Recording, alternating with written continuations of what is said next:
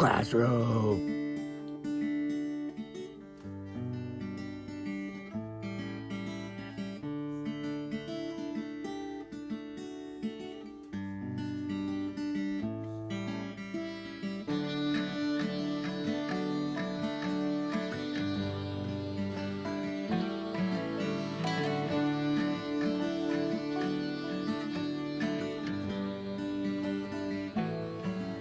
Hello again, microbiology, and welcome to your history class in... What's that little thing? I know what it is. It's microbiology. And of course, I know you're probably sitting there saying, why do we have to have a history lesson in science class? Isn't history meant for downstairs in the modules where all the teachers get to talk about what was? Well, ladies and gentlemen, we're not going to be able to talk about what is unless we start with where we were. And microbiology is a science that has undergone great development recently.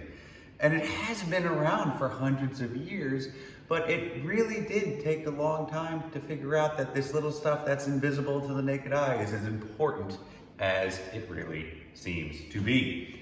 Ladies and gentlemen, let's first talk about what did people think caused disease a long time ago? You know, it's easy to think about the stuff now that you know that a virus causes a disease, or a bacterial infection can make you sick, or even a fungal infection can have serious impacts on you and spread disease. But a long time ago, a few hundred of years ago, no one really even understood that was going on because we didn't have the technology to see what was happening. So before that, what did people think caused disease? I know you have some answers. People used to think that, weather caused disease, evil spirits caused disease, being cursed caused disease, doing bad things or having bad thoughts caused disease, being punished was a cause of a disease. And it really took a long time for humanity to move beyond that. They used to think things like bad gas, like not that kind of gas, bad gas like floating through the air is what spread disease. But, that all kind of faded away, and it took years upon years for it to fade away. Ladies and gentlemen, we now know because of the germ theory that microorganisms are responsible for a great deal of diseases. We're gonna dig into some of the great scientists who helped figure out those things. And some of these scientists, I think, are the coolest scientists that have ever existed. And I love learning about them and teaching about them, all these great leaders of the world, great thinkers that have brought us to our modern understanding. Okay, so when things start changing, just like a lot of things change, they change when the tech happened, right?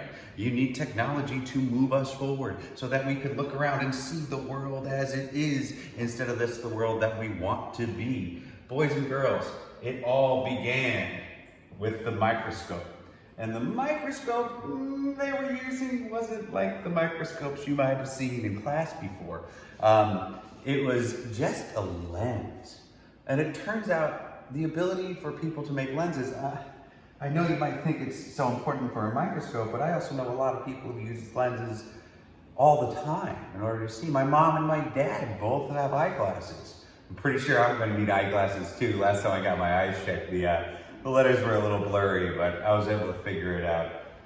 Ladies and gentlemen, because of people wanting to see clearly, we developed the lenses we needed in order to start magnifying the world around us. It let us see the stars, and it also let us see the invisible organisms that inhabit this earth. Got a couple things posted about the very beginning here with microscopes and how they came about. Check them out. More history to come soon.